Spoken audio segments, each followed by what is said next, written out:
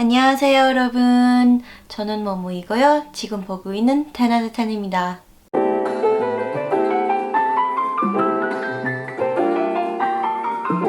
Hey guys, welcome back to the channel. So today I'll be talking about my language journey. Yes, I'm so sorry, no cooking video today, but maybe next time I'll do one. Just, you know, let me know. I would say out of all the 10 out of 10 girls, I'm the one who can speak the most languages. Yeah, I would say so. Okay, I'm gonna say four languages, but in reality it's like 3.5. Yeah, so the languages I can speak are English, Tagalog, Korean, and Japanese. To be honest, English is like, you know, my native language and like the one I'm most comfortable with. But my other languages are still like, they're getting there. I can speak it, sort of keep up a conversation in some of them, but for the most part, I know more languages than the other 10 out of 10 girls. So where to begin? So I was born and raised here in Canada. So I am a native English speaker. Growing up, I lived with my grandparents and my parents, and they spoke to me in Tagalog, which is one of the languages of the Philippines. And so I can speak that to a certain extent. If I were to go to the Philippines by myself, I'm pretty sure I would be able to survive, because they also speak English there, but like that's besides the point, okay? So my Tagalog's not perfect, but you know, it's good enough. I actually got into like, you know, Japanese culture and anime, manga first. So I actually tried to learn Japanese, but the writing systems, you know, kanji, katakana, hiragana, oh my gosh, it scared me. So I kind of just gave up. Also, I got into anime and stuff like that probably in elementary school. So yeah, at that time I just told myself I'll learn Japanese when I'm older and when I have money to pay for classes. But then I think a few years after that, I got into K-dramas and Korean music thanks to one of my friends in elementary school. So I am like the obsessive type when I really like something. So I think with K-dramas, I wanted to kind of be in one by being part of the culture. Does that make sense? I hope so.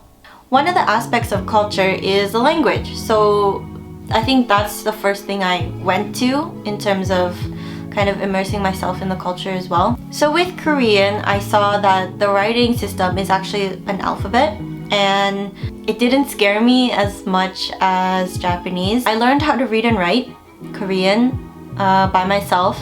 I realized when I got to university that they had both Korean and Japanese classes. Oh my gosh, it's perfect, right? Wrong. I had to take, you know, mandatory classes for my program at that time, and then that meant that I only had one slot left for Korean or Japanese. You do not know how stressed I was when I wanted to like learn both. Like I had to pick one. It was either Korean or Japanese, okay? I mean, in conclusion, I already kind of spoiled it. I took Korean first in university. Reason being that I made at that time was because I was more obsessed with like Korean music and K-dramas, to be honest.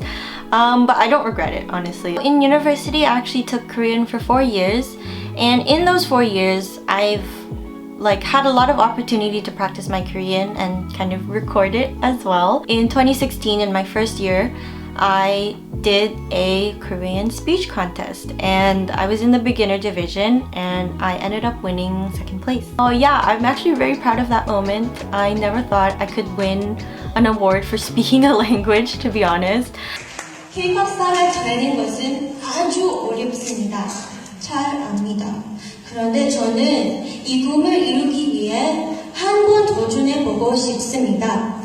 K-pop 스타가 되기 위해서 저는 열심히 노력하고 있습니다. K-pop 스타가 되려면 한국어도 잘해야 합니다. 한국어를 잘하고 싶어서 한국어 수업도 듣고 드라마 많이 봤습니다. 그리고 물론 노래 연습도 하고 춤 연습도 열심히 하고 있습니다.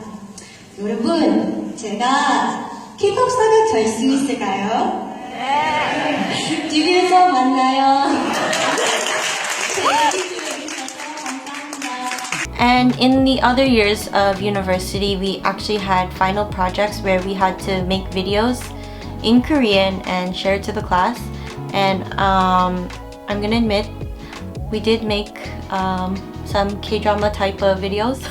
Please don't cringe too much because every time I rewatch it, I cringe a lot. Let me know if you ever want 10 out of 10 to make a K-drama. No, I'm kidding. Please, please. We will never make 안녕하세요. 네, 오세요. 죄송하지만 네. 이 공책 주인 누군지 아세요? 뭐죠? 이 학생, 열심히 공부하는 학생이에요. 근데 오늘 수업에 안 왔어요. 참! 어제 수업에 그 친구 알파도 깜빡 두고 갔어요. 네. 그 학생이 친구 있죠? 그럼 갖다 줄 수 있죠? 그래, 잘 부탁해. 아니요, 잠깐만 선생님.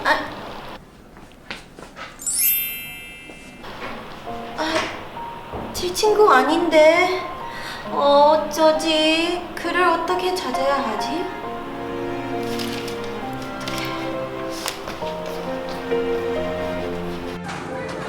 널 품기 전 알지 못했던 내 머문 세상 이토록 찬란한 좀 어디 보자. 이 남자는 식당에 많이 갔네. 대박. 이 노래 뭐야?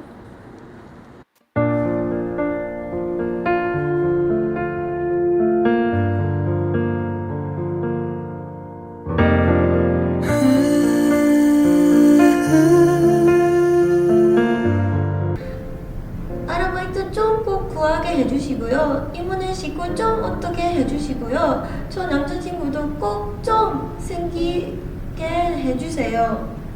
제발. 나 뭐하냐? 누구한테 비냐? 신이 어디 있다고?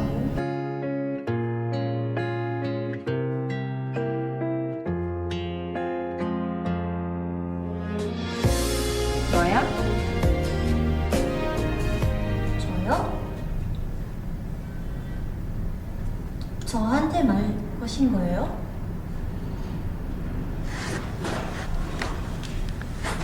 그래, 너야? 뭐가요? 날 불러낸 게 너냐고. 아니요. 근데 어쩌면 우리 눈이 거리에서 실수로 마주쳤기 때문일 수도 있어요. 근데 그 곡들은 왜 들고 있어요? 메밀 꽃이야. 그걸 묻고 있는 게 아닌데요. 곧 줘봐요. 아저씨랑은 안 어울려요. 제 생일이거든요. 난 주로 생일날 불은 받네. 9살 생일에는 배추 받았거든요. 근데 메밀꽃 꽃말이 뭘까요? 애인.